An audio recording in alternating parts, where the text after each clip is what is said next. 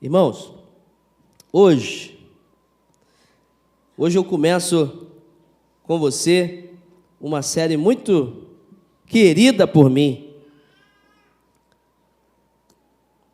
Eu creio que vai abençoar a sua vida. Hoje eu começo a falar sobre o Espírito Santo baseado no livro de Atos. Vou começar com você a pregar sobre o Espírito Santo através dos capítulos do livro de Atos. E eu quero fazer um desafio a você. Eu quero desafiar você a partir de amanhã. Pode começar hoje, mas vamos lá, segunda-feira. Não é promessa de segunda-feira não, né? De academia de segunda-feira não. É a aliança que a gente vai fazer aqui. Eu quero desafiar você, a igreja toda. Vamos ler o livro de Atos juntos? Você pode ler cada dia um capítulo. Aí as células, poxa, vocês podem ler juntos. Aí cada dia você coloca no grupo da célula assim, olha, aqui eu gostei muito desse versículo do capítulo 1. Aí no capítulo 2, na terça-feira, você olha, eu gostei desse versículo aqui, Deus falou comigo. E aí um vai contribuindo na vida do outro, e você vai ver que vai acontecer um mover sobrenatural, tenho certeza disso. Vocês compartilhando a palavra, meditando sobre a palavra. Talvez você vai ver alguma coisa num texto que eu não vi. Falei, caramba, é isso mesmo. E que benção. E a igreja vai ser fortalecida. Você topa isso? Vamos ler o livro de Atos juntos? E aí você, líder de célula, faz isso na sua célula. Chega, olha, vamos ler juntos. Vamos compartilhar. Vamos investir na vida um do outro. Você sabe o que 2 Timóteo 3,16 vai falar? Toda a Escritura é inspirada por Deus e útil para o ensino, para a repreensão, para a correção, para a educação na justiça. E o 17 vai dizer, a fim de que o servo de Deus seja perfeito e perfeitamente habilitado para a boa obra. É a Escritura, a palavra de Deus. Então que você, a partir de amanhã, tenha um amor diferenciado pela palavra de Deus. Leia, porque ela vai servir para exortar, para repreender, para ensinar, para pastorear, para mudar a sua vida, para abençoar você. Eu tenho certeza disso. Eu quero fazer uma oração com você. Coloca a mão no seu coração e feche seus olhos. Nós vamos começar a falar sobre o Espírito Santo.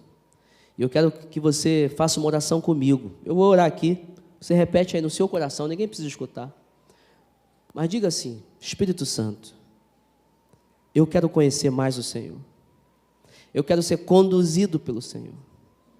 Eu quero me apaixonar pelo Senhor. Eu quero ser tomado, preenchido, encharcado pelo Senhor. A partir desse momento, fala o meu coração, me ajuda a te escutar, em nome de Jesus, amém. Abra sua Bíblia aí, no livro de Atos, capítulo 1, nós vamos ler Atos 1, de 1 a 11.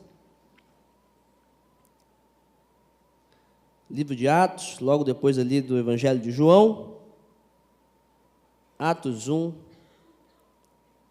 de 1 a 11. A minha Bíblia aqui já começa dizendo sobre a ascensão de Jesus. E Atos 1, primeiro versículo do capítulo, diz o seguinte, em meu livro anterior, Teófilo, escrevi a respeito de tudo o que Jesus começou a fazer e a ensinar, até o dia em que foi elevado aos céus, depois de ter dado instruções por meio do Espírito Santo aos apóstolos que havia escolhido. Depois do seu sofrimento, Jesus apresentou-se a eles e deu-lhes muitas provas indiscutíveis de que estava vivo. Agradeceu-lhes por um período de 40 dias, apareceu-lhes por um período de 40 dias, falando-lhes acerca do reino de Deus. Certa ocasião, enquanto comia com eles, deu-lhes esta ordem, não saiam de Jerusalém, mas esperem pela promessa do meu Pai, da qual falei a vocês. Pois João Batista batizou com água, mas dentro de poucos dias vocês serão batizados com o Espírito Santo. Então, os que estavam reunidos lhe perguntaram, Senhor, é neste tempo que vais restaurar o reino de Israel? Ele lhes respondeu, não compete a vocês saber os tempos ou as datas que o Pai estabeleceu pela sua própria autoridade, mas receberão poder quando o Espírito Santo descer sobre vocês, e serão minhas testemunhas em Jerusalém, em toda a Judéia e Samaria e até os confins da terra. Tendo dito isto, foi elevado às alturas, enquanto eles olhavam, e uma nuvem o encobriu da vista deles. E eles ficaram com os olhos fixos no céu enquanto ele subia. De repente, surgiram diante deles 2 homens vestidos de branco, que lhes disseram: Galileus, por que vocês estão olhando para o céu? Este mesmo Jesus, que dentre vocês foi elevado aos céus, voltará da mesma forma como viram subir. Que Deus abençoe sua palavra em nome de Jesus. Irmãos, esse livro aqui foi um livro endereçado ao excelentíssimo Teófilo. Por se tratar assim de uma pessoa importante, provavelmente ele era alguém do circuito ali, currículo militar, alguém de alguma autoridade militar ou de muita influência na sociedade. E o autor desse livro, Lucas, escreve para Teófilo para relatar as coisas que ele descobriu, pesquisou, recebeu informações de testemunhas oculares que andaram também com Jesus e de coisas que ele viu nas suas andanças. Lucas, um grego, foi convertido pela mensagem de Paulo e ele passa a andar com Paulo, acompanhando o apóstolo Paulo nas suas missões, nas suas viagens missionárias. E aí eu já fico imaginando o privilégio de Lucas. Pensa só. Paulo, nada mais, nada menos, foi a segunda pessoa mais importante do Novo Testamento. Depois de Jesus, Paulo realizou uma grande obra. Paulo escreveu 13 cartas, discipulou homens de Deus ali, maravilhosos. Paulo implantou igrejas, Paulo revolucionou praticamente a essência da doutrina cristã do Novo Testamento está nas cartas de Paulo. E Lucas teve a oportunidade de andar com Paulo. Lucas teve a oportunidade de viajar com Paulo. Lucas teve a oportunidade de visitar Paulo nas suas prisões e ajudar Paulo a mandar recados, a conduzir orientações aos seus filhos na fé. Com certeza, ele viu muitas histórias, conhecimento, sabedoria, retirado diretamente do apóstolo Paulo. Lucas foi uma testemunha ocular da obra de Deus na vida de Paulo e na vida de muitas pessoas. Por isso ele escreve o Evangelho de Lucas, baseado nos testemunhos das pessoas que andaram com Jesus, e ele vai escrever Atos dos Apóstolos. Atos dos Apóstolos, Atos da Igreja, Atos do início da Igreja de Cristo. E é claro que essa é uma narrativa, a proposta da narrativa de Lucas não é uma narrativa teológica. Há teologia, sim, no livro de Atos, mas a proposta principal de Lucas não foi uma narrativa teológica, sim histórica. Paulo, por exemplo, em suas cartas, ele tem essa característica. Ele apresenta uma teologia, um ensino e um acalento. Mas Lucas não. Lucas teve a proposta de apresentar uma narrativa histórica. Então, nesse livro de Lucas, nós vamos ver relatos de cidades, reinos, propriedades, monumentos, que são retratados aqui com exatidão histórica. Arqueólogos, pessoas que estudaram aí a história, relatam, olha, tudo que está no livro de Atos é verdadeiro, é coerente. Realmente Lucas falou a verdade. As citações de Lucas foram comprovadas. 30 anos de história da igreja estão aqui no relato de Lucas. E 30 anos importantíssimos. Por quê? Foram os primeiros 30 anos. O início da igreja, Lucas teve esse propósito de relatar como foi a vida prática da igreja. No dia a dia, o que acontecia? Como eles começaram? Como eles eram como igreja? Essa foi a proposta de Lucas.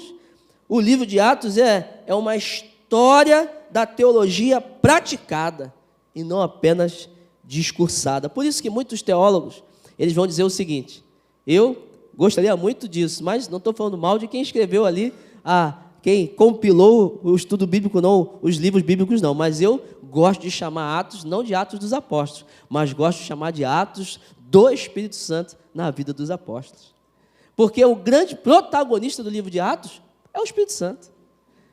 É o que o Espírito Santo fez na vida de homens e mulheres que disseram: eis-me aqui, eu quero andar contigo, eu quero fazer parte desse grande projeto que o Senhor está fazendo, porque Jesus, em João 16:8, vai falar o seguinte: o Espírito Santo, quando ele vier, ele vem para convencer o homem do pecado, da justiça e do juízo. É a proposta do Espírito Santo aqui na terra.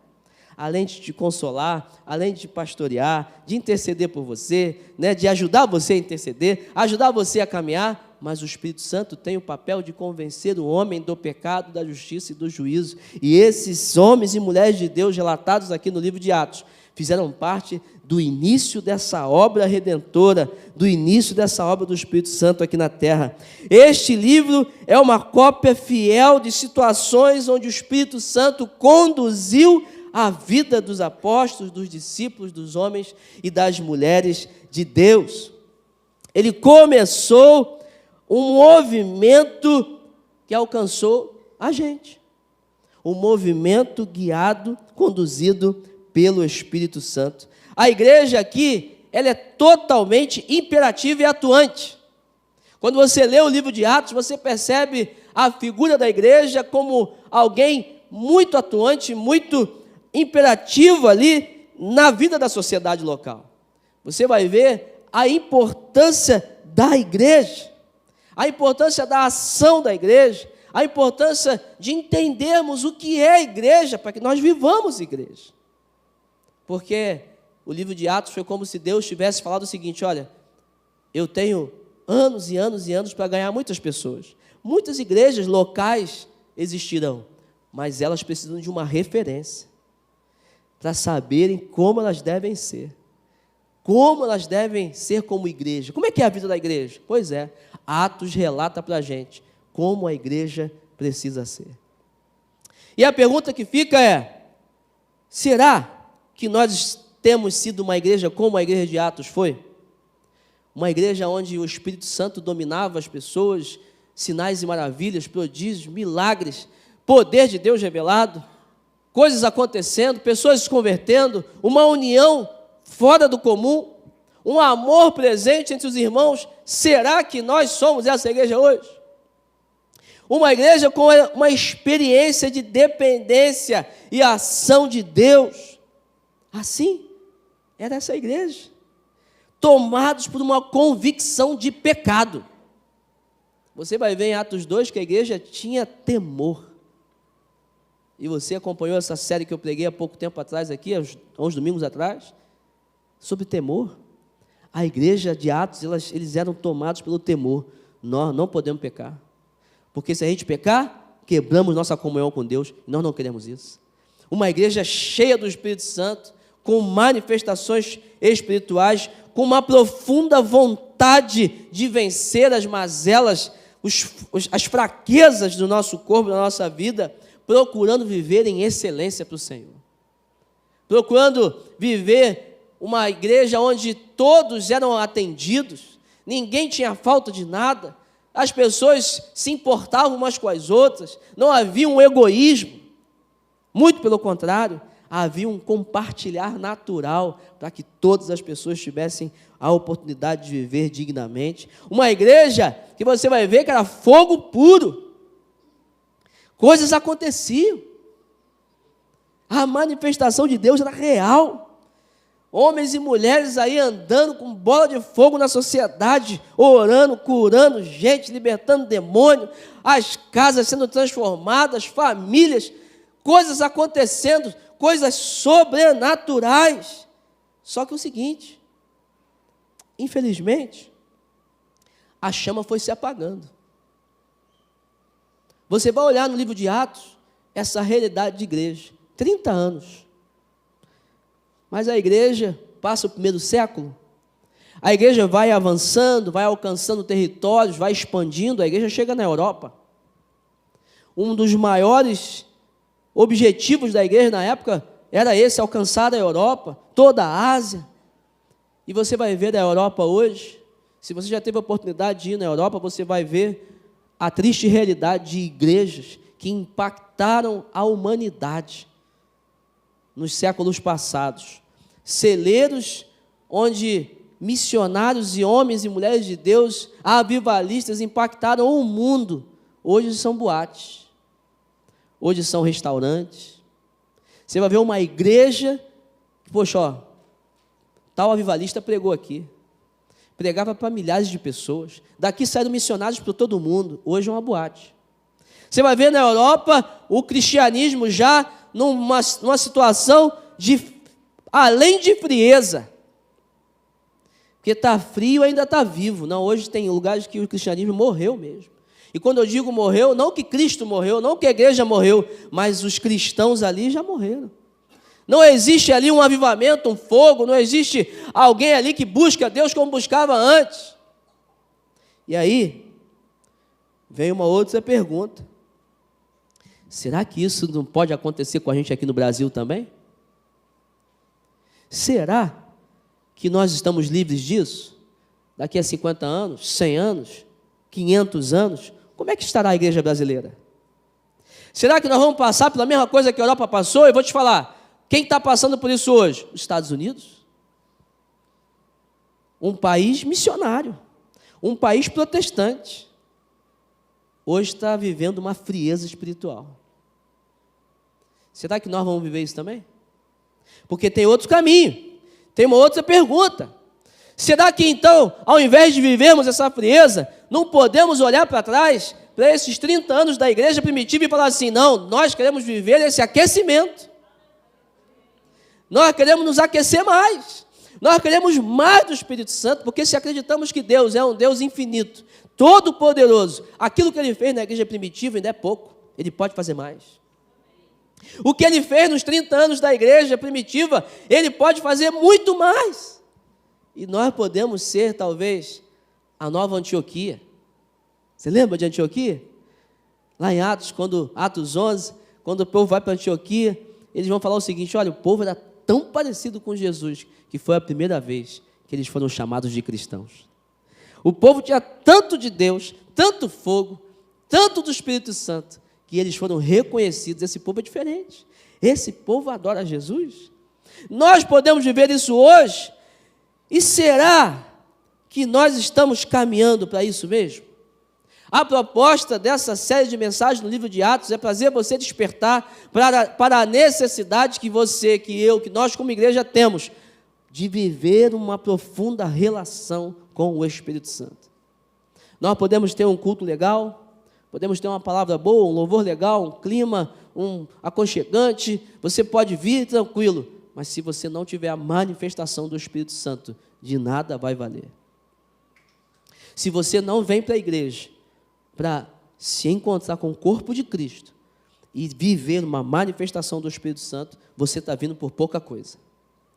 Se você vem para a igreja para receber alguma coisa, só um presente, para passar um tempo, para cumprir uma tabela, como religiosidade, eu vou lá porque tem que ir, você não está vindo com a motivação correta. Porque nós estamos diante do Rei dos Reis, do Todo-Poderoso, do Espírito Santo do Senhor, e Ele está aqui hoje, Ele quer se manifestar na vida de vocês. Ele quer. Ele quer que você saia daqui hoje mais empolgado, com mais vida, com uma postura diferente, sem alguns pecados. Olha, isso aqui eu venci, eu estou com uma motivação nova, eu estou com uma ideia nova, eu estou com uma palavra nova, eu vou vencer alguma situação na minha vida. Esse é o objetivo. E todos os dias que você chega ao encontro do Senhor, eu te desafiei, você vai começar a ler Atos. Amanhã você vai abrir sua palavra, vai abrir a Bíblia e vai começar a ler a palavra de Deus. Você vai ter uma oportunidade de se encontrar com o Espírito Santo. Tem que ter alguma mudança? Tem que ter alguma história para contar? Tem que ter alguma coisa para acontecer? Sabe? Pessoas viveram esse avivamento durante a história. Josias, por exemplo, foi o rei, ele fazendo uma manutenção, renovando a casa de Deus, ele encontra a palavra de Deus, ele fala, calma aí, encontrei o livro. E ele renova toda uma adoração, porque ele encontrou a palavra do Senhor. O que dizer de um grupo chamado dos morávios? Já ouviu falar dos morávios? Quem já ouviu falar aqui dos morávios? Um grupo de missionários que foi totalmente cheio, impactado pelo Senhor, pelo Espírito Santo, que eles chegaram a ponto de se venderem como escravos para evangelizar regiões que só entravam como escravos. Eles mudaram a história da vida deles, da época deles. Mudaram a história do século deles. Sabe por quê? Porque eles entenderam que quando nós somos tomados pelo Espírito Santo, algo sobrenatural acontece. Eles viveram o que nós sabemos de mais de 100 anos, os morávios, mais de 100 anos de uma vigília de oração que nunca terminou, que ficou interrupta durante 100 anos. Só porque eles começaram a serem tomados pelo Espírito Santo. Será que isso não pode acontecer com a gente? Será que nós não podemos ser também motivados, incomodados pelo Espírito Santo? E nós, para vivermos essa realidade, o primeiro capítulo nos ensina algumas coisas muito importantes. Esses 11 primeiros versículos vão nos ensinar algo interessantíssimo. A primeira coisa que eu vejo aqui é o que está registrado lá no versículo 2, que diz o seguinte: até o dia que foi elevado ao céu, depois de ter dado instruções por meio do Espírito Santo aos apóstolos que havia escolhido. Irmãos, aqui tem uma informação que ela é chave para você entender todo o ministério de Jesus e toda a proposta de Jesus para a igreja. Jesus viveu durante 33 anos e meio na terra. Quando ele fez 30 anos, ele iniciou o seu ministério. Ele chamou 12, começou a discipular esses 12, começou a andar ali por Jerusalém, Judeia, Samaria, e ele impactou a vida da humanidade através da sua ação, através da sua morte, da sua ressurreição. Só que Jesus, depois que ele é ressurreto, ele fica cerca de 40 dias falando com seus discípulos. Ele fica cerca de 40 dias ministrando na vida dos seus discípulos. E aqui vai ter esse versículo aqui tem um entendimento muito interessante. Por quê? Porque diz que Jesus foi dando instruções por meio de quem? Do Espírito Santo. A Bíblia diz que Jesus, antes de ser elevado aos céus, ele deu instruções aos seus discípulos por meio do Espírito Santo. Ele deu uma última mensagem.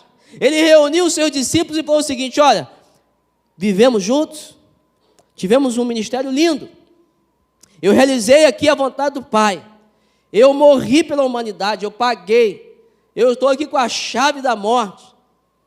Agora há uma mensagem, a mensagem do Evangelho.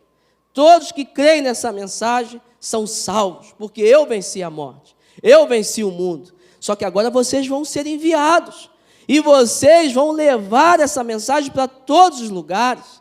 E ele passou 40 dias instruindo os seus discípulos, mas através de quem? Do Espírito Santo. Uma marca na vida de Jesus é que ele fez todas as coisas através da condução do Espírito Santo. Jesus, ele era humano aqui na terra. Ele foi humano. Ele se despiu da sua divindade. Ele falou assim: ó, eu não vou ser mais Deus, eu vou ser humano agora. Eu vou viver como humano. Eu vou passar as mesmas coisas que o ser humano passa. Jesus teve resfriado. Eu estou aqui um pouco alérgico hoje. Ó. Jesus também deve ter tido isso. Deve ter tido febre. Jesus teve problema quando era criança. Jesus se machucou. Jesus chorou. Jesus não gostou de alguma coisa. Jesus foi ser humano. Só que Jesus, ele venceu todas as situações de tentação, venceu as provações. Jesus foi totalmente dependente de Deus através de quem? Através do Espírito Santo do Senhor. É como se Jesus tivesse falado para Deus assim: Deus, eu vou, mas se o Espírito Santo do Senhor não for comigo, não vai dar não. Eu só vou conseguir fazer aquilo que o Senhor quer que eu faça se o Espírito Santo estiver comigo, porque senão não tem como. Jesus no Getsêmani diz a palavra de Deus que ele sua gotas de sangue. Sofre tremendamente. Ele por 3 vezes ele fala: Deus, se possível passa de mim esse cálice. É muita coisa para mim. E quem estava dando força a ele? O Espírito Santo. Ele falava: mas seja feita a tua vontade. O Espírito Santo conduziu Jesus em todas as suas ações. E nesse momento, a palavra de Deus em Atos 1 vai dizer que ele tem uma última mensagem. uma última mensagem dele aqui na terra para os discípulos. E essa última mensagem é uma mensagem para a gente também. É uma mensagem que nós precisamos aprender para carregar e então entendermos como o Espírito Santo vai nos usar aqui nesse mundo, através das nossas vidas. Se o Espírito Santo conduziu Jesus e ele venceu o mundo, o Espírito Santo também vai nos conduzir e nós vamos vencer todas as coisas que se levantarem contra nós. Todas. E às vezes você pode estar pensando assim, pastor, então eu vou vencer aquele meu vizinho chato que me persegue, vou vencer a doença, vou vencer o desemprego, vou vencer a depressão, vou vencer problema na família. Amém. Deus tem bênção para você nessas áreas todas. Deus tem caminho, Deus tem solução, Deus tem a companhia dele, mas sabe uma coisa que você precisa vencer primeiro? Você mesmo. Você precisa vencer você mesmo. Suas inclinações para o pecado, suas fraquezas, as coisas que você, como o apóstolo Paulo fala em Romanos 7, aquilo que eu quero fazer eu acabo não fazendo, aquilo que eu não faço, aquilo que eu não queria fazer eu acabo fazendo, aquilo que eu quero fazer eu acabo não fazendo. E aí o Paulo em Romanos 8 vai falar o seguinte: eu tenho a solução para isso, sermos guiados pelo Espírito Santo.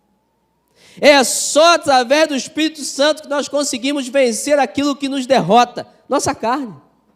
É só através do Espírito Santo que a gente consegue irar, mas não pecar. Alguém pisa no teu pé, você fica chateado, mas você não peca, porque você tem o Espírito Santo. Alguém te fecha no trânsito, você fica chateado, mas opa, deixa o abençoado ir. Né? Eu tenho o Espírito Santo. Aí você chega em casa, a mulher está arretada lá, fala um negócio para você que você... Não, ela deve estar num dia ruim. É o Espírito Santo. O homem faz um negócio você em casa, você quer estrangular ele. Não, mas o Espírito Santo está comigo. Me dá paciência, se me der força. Né? É o Espírito Santo. O Espírito Santo te ajuda a vencer você mesmo. E ajuda a vencer as tentações e provações que se apresentam para a gente no dia a dia. Jesus entendeu isso, que quando nós nos esvaziamos de nós mesmos e deixamos o Espírito Santo nos encher, nós nos tornamos mais fortes. Se você quiser lutar com a força do teu braço, com a tua inteligência, a sua sabedoria, porque você estudou, viajou, você vai chegar um dia e vai se dar mal. O Espírito Santo está disponível para você, para te ajudar em todas as circunstâncias e situações. Nós podemos empregar o poder do Espírito Santo que está diante de nós para discernirmos coisas, para entendermos as situações, para nos comportarmos de forma coerente, abençoadora, apaziguadora, pacificadora, sermos controlados com o Espírito Santo, pelo Espírito Santo. Irmãos, quantas vezes nós não falamos assim, poxa, não era para eu ter falado isso. Quantas vezes você já viu em situações onde você magoou pessoas, frustrou pessoas e você fala assim, poxa, eu dei mole, não era para eu ter tomado essa atitude, não era para eu ter ido, não era para eu ter ficado. Quantas vezes você já entrou em situações de furada, sabe, alguém te chamou, você foi, quando chegou lá era a maior furada. Pois é, se o Espírito Santo estivesse te guiando, talvez ele tinha te livrado disso, talvez ele tinha segurado a tua boca, tinha segurado tuas atitudes, tinha falado para você assim, filho, não vai não, isso aí é furada, cuidado, olha, cuidado com essa pessoa, não faz essa sociedade, não compra esse apartamento, não viaja agora não, vai no médico. O Espírito Santo vai nos orientando, vai nos ajudando a evitar que estejamos em ambientes, situações desconfortáveis e ruins para a gente. O Espírito Santo, ele é Deus em nós, é a promessa de Jesus se cumprindo, Jesus e Emanuel, Deus conosco. Pois é, ele mesmo falou para os discípulos, olha, eu vou, mas vou enviar um igual a mim, que vai andar com vocês todos os dias. É o Espírito Santo. Ele que me ajuda a resolver as minhas falhas, ele me dá poder, ele me ajuda a vencer. Esse é o Espírito Santo. E foi o que aconteceu com Jesus. Jesus foi conduzido e deu essa última instrução aos discípulos através do Espírito Santo, através do poder do Espírito Santo. E o que ele falou nesses 40 dias então? Ele foi conduzido pelo Espírito Santo. Ele estava totalmente tomado pelo Espírito Santo. E ele deu uma última mensagem. Qual foi essa última mensagem? No versículo 3 diz o seguinte: depois do seu sofrimento, Jesus apresentou-se a eles e deu-lhes muitas provas indiscutíveis de que estava vivo. Apareceu-lhes por um período de 40 dias, falando-lhes acerca do reino de Deus. Olha como o livro de Atos, nesses primeiros capítulos, já dá tanta informação para a gente. Jesus, guiado pelo Espírito Santo, provou: eu estou vivo. Diz a palavra que cerca de 500 pessoas viram Jesus ressurreto. Além da palavra, você vai buscar em livros históricos, há um historiador muito famoso, chamado Flávio Josefo. Ele não era cristão. Da época do primeiro século, ele vai dizer em seus livros: muitas pessoas viram Jesus ressurreto. Se você está aqui hoje e não acredita que Jesus está vivo, você precisa então desbancar a história. Desbancar pessoas que escreveram momentos e conversaram com pessoas que viram Jesus vivo. E é provado cientificamente. Por quê? Através dos seus livros. É provado, Jesus está vivo. Agora, mesmo que não tivesse isso, eu creio, Jesus está vivo. Sabe por quê? Porque Ele fala comigo. Porque Ele mudou minha vida. Porque você facilmente olha para uma pessoa que era uma coisa, quando aceita Jesus, ela se torna outra. Jesus está vivo.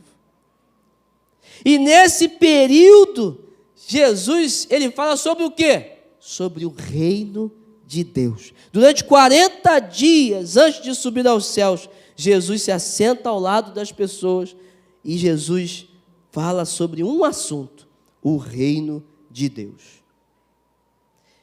E aí, interessante que quando a gente pensa em reino, não é muito comum para a gente. Nós vivemos numa república, mas reino tem o quê? Tem rei.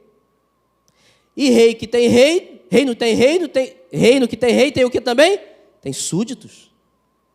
Membros que moram naquele reino. E reino tem regras. O reino tem diretrizes claras, ordens. Reino não é brincadeira, não. Tem uma figura de autoridade, que quando ele manda, as coisas têm que acontecer. E aí Jesus não está falando o seguinte: olha, eu estou chamando vocês para um local onde nós vamos fazer um grande conselho, todo mundo vai poder opinar, todo mundo vai poder decidir o que quer fazer da vida, certo? Tem uma palavra que eu vou mandar, mas assim, você vai ler, se você quiser, você faz, se não quiser, está tranquilo. Não. Jesus está falando de uma figura de um reino, onde existe uma palavra desse rei, e essa palavra é ordem. E tem consequência para quem não obedece. Como todo reino. Um reino também tem honrarias. Ora, quando o rei chega, os súditos se curvam, se ajoelham, não é? Rendem honra, graças, é o rei. Só que tem uma característica desse reino. Nesse reino, o rei chama súditos para serem seus filhos. Ele nos chama para sermos príncipes e princesas do reino, para trabalharem por esse reino, para adorarem o rei do reino, sim, mas para reinarmos com esse rei. Ele nos chama para reconhecer o seu poder, sua glória, sim, mas para desfrutarmos também da glória de Deus. Esse é o reino de Deus, com regras, com bênçãos, com orientações, mas com promessa também. Promessa de que nossa vida aqui é passageira e de que Ele está fazendo algo para nós, para toda a eternidade. Agora, interessante é o seguinte: como nós, seres humanos, somos falhos, né? Agora, Ele, ao mesmo tempo que Ele diz isso para as pessoas, Ele manda uma promessa para a gente. Olha, eu vou enviar alguém para mudar a vida de vocês. No versículo 5 ele vai falar: pois João batizou com água, mas dentro de poucos dias vocês serão batizados com o Espírito Santo. Uma promessa. Irmãos, batismo no Espírito Santo é uma promessa. E aqui está uma doutrina que você precisa guardar no seu coração. Muitas vezes você pode falar assim: não, eu quero ser batizado no Espírito Santo. Você já é. Você aceitou Jesus? Efésios 1:13 vai falar o seguinte: quem crê na mensagem do Evangelho é selado com o Espírito Santo, é batizado com o Espírito Santo. O Espírito Santo já entrou em você. Promessa de Deus. Em Atos 2, o Espírito Santo desce e é derramado sobre a terra. Joel 2 se cumprindo. O derramamento do Espírito Santo. Então, se você creu em Jesus Cristo, você já foi batizado com o Espírito Santo, ou seja, você já foi selado com o Espírito Santo. Agora, tem uma outra diferença. Talvez você queira usar a palavra batismo no Espírito Santo como uma imersão no Espírito Santo. Aí sim. Quando isso acontece? Depende da sua busca. Depende de quanto você vai buscar o Espírito Santo, porque quando nós nos convertemos, o Espírito Santo entra, já está conosco, o dom do Espírito Santo é recebido, você já foi batizado com o Espírito Santo. Agora, o quanto você usufrui dessa presença? Talvez você vai conhecer cristãos de 40 anos na igreja, que ainda são bebês na fé. Tem um relacionamento muito raso com o Espírito Santo. E você vai encontrar cristãos de 3 meses que estão totalmente imersos, cheios do Espírito Santo. Eu posso esfriar também. Eu posso viver uma vida cristã, uma situação acontece, eu esfrio. Aí eu me batizo, ou seja, eu fico imerso novamente. Eu fico cheio novamente. E eu transbordo do Espírito Santo. Há 2 manifestações ou duas aplicações para a palavra batismo no Espírito Santo. A primeira, você precisa entender, todo que crê no Evangelho é batizado com o Espírito Santo imediatamente. Mas existe uma outra aplicação, uma imersão provocada pela sua busca por esse mergulho, por esse enchimento do Espírito Santo. E é isso que eu quero motivar você a viver. A ser totalmente encharcado, batizado pelo Espírito Santo. Agora tem o seguinte, tem uma coisa aí que você pode estar entendendo errado. O que evidencia então se você é cheio do Espírito Santo? O que vai evidenciar se você então, pastor, fui tomado pelo Espírito Santo? Você talvez vá pensar que a evidência por ser tomado pelo Espírito Santo seja a manifestação de um dom, mas não é. A palavra de Deus vai nos ensinar que ter um dom A ou B não significa, ou não prova, ou não mostra que você é tomado pelo Espírito Santo. A Bíblia não diz assim. A Bíblia não diz que uma pessoa que é batizada com o Espírito Santo, ou seja, cheia do Espírito Santo, manifesta um tipo de dom, ou um dom específico. Por quê? Porque a Bíblia vai dizer em Efésios 4, Romanos 12, 1 Coríntios 12, 13 e 14, que o Espírito Santo dá dom, ou divide, multiplica, ministra, separa, organiza os dons do Espírito Santo na igreja conforme Ele quer e a quem quer. A Bíblia diz que o Espírito Santo compartilha seus dons com quem Ele quer e o dom que Ele quiser. Porque é o princípio do corpo. Ora, os dons são para quê? São para servir a igreja. Se eu só tenho mão, como é que eu vou andar se eu não tenho pé num corpo? Não é verdade? Se o corpo é só feito de olhos, como é que eu como? O corpo precisa de todos os seus membros. Então, no corpo eu tenho que ter alguém com o dom da administração, eu tenho que ter alguém com o dom de serviço, eu tenho que ter alguém com o dom da generosidade, eu tenho que ter alguém com o dom da fé, eu tenho que ter alguém com o dom de oração. Ah, pastor, então quer dizer que essas pessoas vão fazer isso e aí só elas fazem isso? Também não. Efésios 4 vai falar dos 5 ministérios, pastor, mestre, evangelista, missionário e apóstolo, e Paulo fala o seguinte, esses ministérios capacitam a igreja para o trabalho da igreja. Então eu sou pastor, mas você pastoreia também, e eu te capacito para isso. Ah, tem a irmã ali que ela é do dom de oração, só ela ora? Não, ela te capacita a orar também. Tem um irmão que é dom de evangelismo, então só ele que evangeliza? Não, ele capacita você para evangelizar também. E assim nós vamos ajudando e servindo toda a igreja. E aí você fala, pastor, mas vem cá, mas poxa, quando o Espírito Santo entra na gente, a palavra de Deus registra momentos onde manifestações aconteceram. Sim. E durante essa série de mensagens você vai ver o porquê que isso aconteceu. Mas de agora, eu posso te dizer o seguinte, tem uma carta de Paulo para 1 Coríntios, que diz o seguinte, Paulo escreveu uma carta para uma igreja rica em dons. A igreja do Novo Testamento que mais tinha dons era a igreja de Corinto. Muitos dons. Só que deixa eu te falar um negócio. Era a igreja que mais tinha pecado também. O egoísmo e o orgulho não eram notórios na vida da igreja de Corinto. Eles tinham divisões entre si, pecados na área de promiscuidade, área sexual. Era uma igreja complicada. Eu vou te dizer, como? Uma igreja que ela tem dons, ou seja, se eu ir por esse caminho, cheia do Espírito Santo, tem dons, mas está cheio de pecado, não tem coerência. Se eu sou cheio do Espírito Santo, o pecado não está comigo. Se eu sou cheio do Espírito Santo, eu digo não à tentação. Se eu sou cheio do Espírito Santo, eu manifesto o caráter de Cristo, eu não vou pecar por qualquer coisa. Então, um dom não manifesta se você, ou não prova se você é cheio do Espírito Santo. Um dom só prova que você tem o Espírito Santo.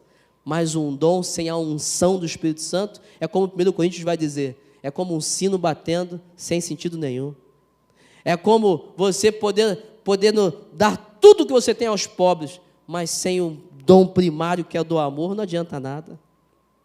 Sem a manifestação do Espírito Santo, que é a presença de Deus, porque 1 João 4,8 vai dizer que Deus é amor. Sem a presença de Deus, não adianta. Você só está exercendo um dom, mas você não está cheio do Espírito Santo. Por isso, é que Paulo vai falar na sua carta aos Gálatas. Você quer ser cheio do Espírito Santo? Você quer manifestar o Espírito Santo? Então manifeste o fruto do Espírito Santo. Gálatas 5:22. Mas o fruto do Espírito Santo é amor, alegria, paz, paciência, amabilidade, bondade, fidelidade, mansidão e domínio próprio. Entenda o seguinte, você como cristão não pode dizer assim, pastor, eu até tenho alegria, mas domínio próprio está difícil ter. Não, você tem. Porque é o fruto, não são os frutos. É igual, como se fosse uma tangerina, né, com vários gomos. Você já tem o fruto todo, você só não está manifestando. Você precisa pedir a Deus, Deus, me dá uma paciência. Me ajuda a manifestar a paciência que eu já tenho. Me ajuda a manifestar a alegria, o amor, a bondade, a benignidade, o domínio próprio que eu já tenho, porque eu tenho o fruto do Espírito Santo. E quando você é cheio do Espírito Santo, você manifesta o caráter de Cristo. Você quer reconhecer alguém que é cheio do Espírito Santo? Se ela manifestar Jesus, o caráter de Cristo, se ela manifestar esses 9 gomos aqui, você vai poder falar, essa é uma pessoa cheia do Espírito Santo, batizada no Espírito Santo. É uma pessoa que manifesta o caráter de Jesus. É uma pessoa que não está baseando sua vida em dom A, em dom B, não. Ela manifesta Jesus entre nós. Agora, é claro, com dons dados pelo Espírito Santo, dons cheios de unção do Espírito Santo. Ou seja, nós temos o fruto junto com todos os gomos. Por isso nós precisamos amadurecer esse fruto e gerar essas manifestações em nossas vidas. E Jesus fala isso, olha, o Espírito Santo virá, ele vai batizar vocês e vocês vão começar a andar com o Espírito Santo, vocês vão começar a manifestar o meu caráter. Agora, o ser humano é complicado, sabe o que eles falam? Olha o que Jesus está falando isso, teologia, profundidade, conhecimento, promessa. Aí no versículo 6 eles falam o seguinte, então os que estavam reunidos lhes perguntaram, Senhor, é neste tempo que vais restaurar o reino de Israel? Irmãos, o Império Romano oprimia os judeus, fato, não estamos falando mal deles, eles, o povo judeu, eles ansiavam por uma libertação, porque o Império Romano cobrava impostos, tomava as casas, matavam os judeus, faziam e acontecia. E havia uma promessa assim, que o Messias chegaria para acabar com isso, para libertar o povo e voltar um reino de Israel, o reino poderoso de Israel. E aí eles perguntaram, tudo bem, mas dá uma olhada no que aconteceu na sequência. Jesus fala para eles assim, não compete a vocês saber os dias e as horas. Isso só compete ao Pai. É que a Bíblia, quando a gente lê, a gente não percebe a dramaturgia do momento. Mas pensa só, para mim eu interpreto desse jeito. Jesus estava ali empolgadão, empolgado, cheio do Espírito Santo. Cara, vai descer o Espírito Santo. Vocês vão ficar como? Igual o pinto do lixo. Vocês vão bater em vários lugares, vão bater nas portas, o Espírito Santo vai usar a vida de vocês, vai acontecer um negócio, a igreja, eu já estou vendo, o Espírito Santo vai descer, o reino de Deus está aqui, nossa, Jesus empolgado. Aí um vira para ele e fala assim, aqui, mas a gente vai tomar o reino quando? Eu penso Jesus olhando para o miserável falando assim, rapaz, cala a boca, rapaz. Isso não compete a você, não. Só o Pai sabe, rapaz. É a mesma coisa que você chega para a tua mulher e fala assim, aqui, aí, vamos ganhar um aumento, a gente vai fazer uma viagem. Aí a mulher fala assim, e a reforma do banheiro, vai vir quando? Misericórdia. Rapaz. Vamos comprar aquele móvel quando? O cara até fica meio murcho assim, né? Puxa, tá bom. Foi o que aconteceu com Jesus. Jesus falou para ele assim, ó, não lhes compete saber isso, rapaz. Preste atenção no que eu estou falando aqui agora. Vocês estão preocupados com um negócio que não vai acontecer. Eu estou falando para vocês coisas ricas que vão acontecer agora. Vocês estão olhando para coisas, cara, não tem nada a ver isso. E às vezes isso acontece com a gente. Quantas vezes nós estamos focados em coisas que Deus não quer tratar com a gente? Deus não está interessado nisso. Isso você que está interessado. Mas Deus está interessado em outra coisa. Só que deixa eu te falar, é burrice nossa querer coisas que Deus não quer. Porque ou não vão acontecer, ou se acontecerem, será prejuízo para a gente. E Jesus volta com eles para o assunto. E lá no versículo 8, ele fala o seguinte, ó, mas receberão poder quando o Espírito Santo descer sobre vocês, e serão minhas testemunhas em Jerusalém, em toda a Judéia e Samaria e até os confins da terra. Jesus fala para eles assim, ó, vocês estão preocupados do reino? Reino voltar, reinar? Vocês estão preocupados em segurar no cetro, sentar no trono? Deixa eu te falar, vocês vão ser minhas testemunhas. Vocês não vão ficar no palácio, não.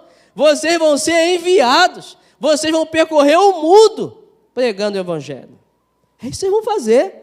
Tem mais coisas para vocês. E aqui, esse versículo, Atos 1:8, é a base para todo o livro de Atos. Aprenda isso.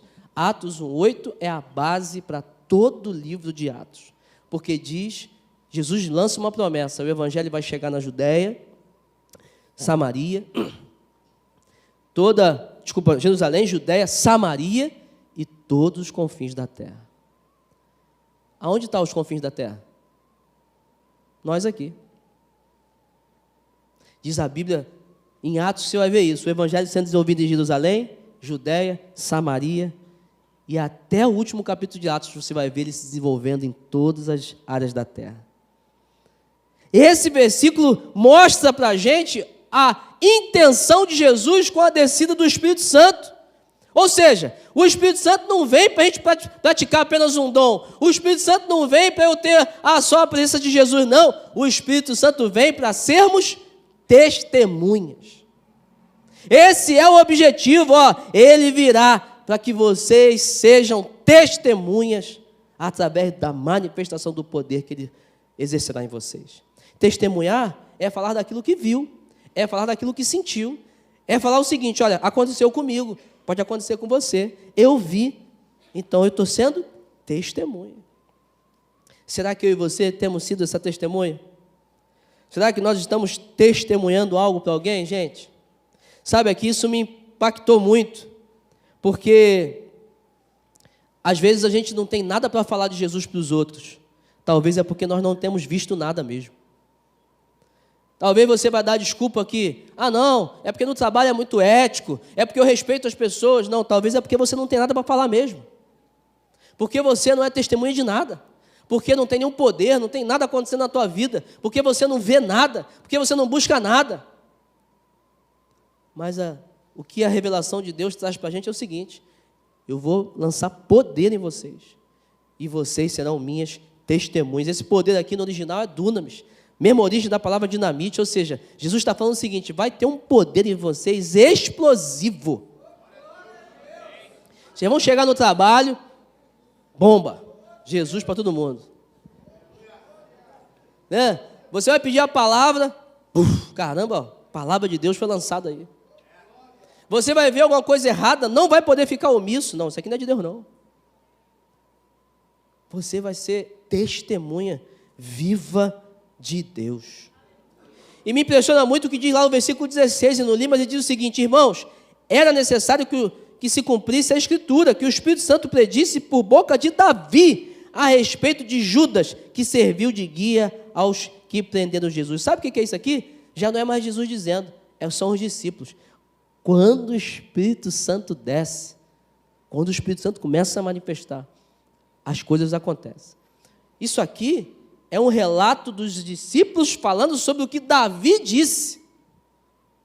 É o que vai acontecer com você quando você começar a ler a palavra de Deus, cheio do Espírito Santo. Você vai começar a entender. Você vai começar a ligar as coisas. Caramba, mas essa revelação está aqui. Jesus falou isso, o profeta tal falou, está se cumprindo. Então isso aqui é aplicado dessa forma, porque o Espírito Santo vai iluminar a sua leitura e vai direcionar o seu entendimento. Irmãos, é muito interessante esse tempo de Jesus, porque ele vai deixar aqui a sua última afirmação, sua última instrução, através do Espírito Santo, sobre o reino de Deus, e dizendo, vocês serão minhas testemunhas por causa do poder que será derramado em vocês. Sendo assim, eu quero terminar essa primeira mensagem dessa série, afirmando para você, então, o que de fato essa mensagem nos ensina de Jesus. Em primeiro lugar, ela nos ensina que nós devemos buscar esse reino, o enchimento e o batismo no Espírito Santo. Você e eu precisamos priorizar isso. Eu quero deixar um desafio para você. Você chegar em casa a partir de hoje e ter orações diárias, ter o seu TSD, tempo a sós com Deus todo dia, e você precisa pedir, Deus, me enche do teu Espírito Santo. Me enche do teu Espírito Santo, me batiza, me capacita, me ajuda a ter poder, me ajuda a ser testemunha do Senhor. Eu quero ser cheio do Espírito Santo, estar engajado no projeto do Espírito Santo, que é o projeto de mudar as vidas. Eu quero fazer parte disso, eu quero que a minha casa seja usada para isso, eu quero abençoar pessoas, eu quero ter testemunhos na minha vida de casais que se reataram, se reuniram, porque eu ajudei a acontecer isso aí, porque o poder do Espírito Santo na minha vida ajudou a unir famílias, a salvar vidas. Eu quero isso. Você precisa desse desafio na sua vida. Essa mensagem final de Jesus precisa te incomodar para que você busque o reino de Deus, para que você busque ser cheio do Espírito Santo de Deus e que você se junte ao Espírito Santo nessa ação de mudança na vida das pessoas. Você não pode morar na Zona Sul, olhar o que acontece aqui em volta e ficar como se nada estivesse acontecendo. Você não pode andar nas ruas e olhar as pessoas se prostituindo, droga, as pessoas se perdendo e você achar que não é com você. Porque o Espírito Santo quer mudar a vida dessas pessoas. E Ele está em você. Você faz parte do reino de Deus. E você tem o carimbo, que carimba o passaporte com visto para as pessoas fazerem parte do reino de Deus. É Jesus. Você é o oficial de imigração. Fala assim, aceita Jesus? Aceita, então está carimbado. E é claro, é o Espírito Santo que carimba, é Ele que sela, mas você é instrumento dessa ação. Você precisa entender, Jesus quer que você faça parte do reino. Seja cheio do Espírito Santo e se una nessa obra. Segundo lugar, o que nós aprendemos aqui com essa mensagem final de Jesus? Que nós podemos estar vivendo e ignorando essa mensagem principal com muita facilidade. Os discípulos aqui estavam ouvindo sobre o reino de Deus, sobre o Espírito Santo. E aí eles perguntaram, mas e aí, a gente reina quando? Sabe o que isso traduz para a gente? Que às vezes as coisas da vida nos tiram da prioridade que temos na nossa vida. Às vezes, coisas boas, é importante ter trabalho, lazer, cuidar do corpo, da família, fazer faculdade, pagar as contas, isso é muito importante, é necessário. Mas às vezes nós pegamos todas essas coisas, colocamos em primeiro lugar e ignoramos a principal mensagem de Jesus. Certa vez um amigo meu, pastor, já falecido, ele falou comigo assim, olha, a gente pode ajudar alguém a ter trabalho. A gente pode ajudar alguém a passar no concurso, a ir no médico, a resgatar a família, a falar com os filhos. Nós podemos ajudar alguém a pagar uma conta, podemos fazer várias coisas para as pessoas, mas todas essas ajudas são finitas. A única ajuda que é eterna é quando você compartilha a mensagem do Evangelho com alguém. Você pode mudar a vida de alguém hoje aqui na terra por causa de um trabalho, uma cura, alguma coisa que vai acontecer, mas ela fica doente de novo. Ela perde o emprego de novo. Mas quando você compartilha a mensagem do Evangelho, você muda a vida da pessoa para toda a eternidade e para sempre. Eu e você precisamos, talvez, avaliar nossas vidas. O que é prioridade para a gente? Às vezes a gente acaba ignorando a mensagem principal de Jesus pelas preocupações da vida. Tem que ganhar dinheiro, tem que crescer, tem que cuidar da família, tem que fazer isso, tem que fazer aquilo outro. E a mensagem de Jesus vai ficando para o lado, vai ficando para trás. Nós temos que ter mais momentos de adoração a Deus, deixando o ambiente ser tomado pela glória de Deus, ler a Bíblia, orar, ter revelações claras do Senhor, para que a gente saiba o que Deus quer para a gente. Conta-se uma história de uma mulher com um filhinho, que ela passa por uma caverna, e aí, de dentro da caverna sai uma voz: entra, vem ver o que tem aqui dentro, mas não esqueça o mais importante. E aquela voz fica: entra, vem para dentro da caverna, mas não esqueça o que é mais importante. E aquela mulher entra, curiosa, entra lá. Quando chega na caverna com o filhinho, ela vê muita riqueza, pedras preciosas, coroas, ouro, taças, coisas, muita coisa mesmo, de ouro, pedra preciosa, tudo de valor. E aquela mulher, fica impressionada, começa a catar. Só que uma voz fica assim: a porta da caverna vai fechar em 5 minutos. E ela fica desesperada. E a porta da caverna vai fechar em 4 minutos, em 3 minutos, em 2 minutos. E ela começa a agilizar e catar tudo que podia catar e consegue sair da caverna. Quando ela olha para o lado, ela: ô caverna, eu esqueci meu filho aí dentro. E a caverna falou assim: eu falei para você entrar, mas não esquecer do que é mais importante. Às vezes, nós estamos assim, vendo as riquezas do mundo, mas esquecendo o que é mais importante. Esquecendo a família, o cônjuge, o casamento, a saúde mental, espiritual, física e, acima de tudo, esquecendo aquilo que é mais importante: a presença de Deus e a missão que Deus tem para a gente nesse mundo, a missão que Deus colocou para a gente. Em terceiro lugar, o que a gente aprende com essa mensagem final de Jesus? Não ignore a principal evidência do batismo do Espírito Santo. Sabe qual é? Paixão pelas almas. A principal evidência é um caráter transformado, apaixonado por pessoas. Apaixonado fazendo com que você trabalhe para que mais pessoas aceitem Jesus como seu único e suficiente Salvador. Alguém que é tomado pelo Espírito Santo, entendeu a missão e vive com um propósito de levar o Evangelho para outras pessoas. No versículo 8 diz: receberão poder quando o Espírito Santo descer sobre vocês e serão minhas testemunhas. Jesus podia falar: vocês receberão poder quando o Espírito Santo descer, vocês vão curar um montão de gente, vocês vão ter riquezas, vocês vão desbancar reinos, vocês vão voar, vocês vão ser teletransportados, vocês vão fazer e acontecer. Não, Jesus falou o seguinte: vocês vão ser testemunhas. O Espírito Santo vai descer. Poder. Para quê? Para testemunhar. É a primeira coisa que o Espírito Santo faz quando toma a gente. Ele nos usa para sermos quem? Missionários dele. Pessoas totalmente tomadas pelo Espírito Santo que usam suas vidas para falar a outras sobre quem Jesus é. Nós vemos muitos missionários hoje no mundo morrendo por causa do Evangelho. Eles são melhores que a gente? Não são. Mas eles se colocaram em situações que a gente talvez não queira se colocar. E aí, eu e você, às vezes, estamos nos preocupando de passar uma vergonha no trabalho, de sermos zoados, né? Porque a gente fala da Bíblia. Às vezes a gente está com medo de perder uma amizade, mas tem gente morrendo porque está pregando sobre Jesus. Alguma coisa tem que mudar. Quando eu olho para um negócio desse, eu falo assim: essas pessoas são mais cheias do Espírito Santo que eu, não é possível. Mas a principal característica de alguém cheio do Espírito Santo é o entendimento de que pessoas estão indo para o inferno e nós temos a solução para isso. Leonard Ravenhill, um autor de um livro já antigo, mas muito atual, ele diz que um determinado dia estava dormindo e teve um pesadelo. Viu pessoas em fila, andando em um abismo, e um a um iam caindo no abismo. E ele acorda desesperado.